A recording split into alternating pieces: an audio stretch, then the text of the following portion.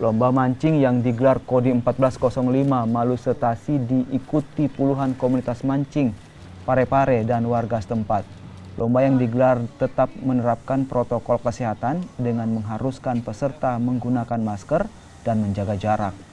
Untuk penilaian, juri menetapkan pemenang berdasarkan berat dari ikan yang ditangkap. Masih dalam rangkaian HUT TNI yang ke-75 tahun, lomba mancing dilaksanakan untuk menghibur masyarakat di tengah pandemi.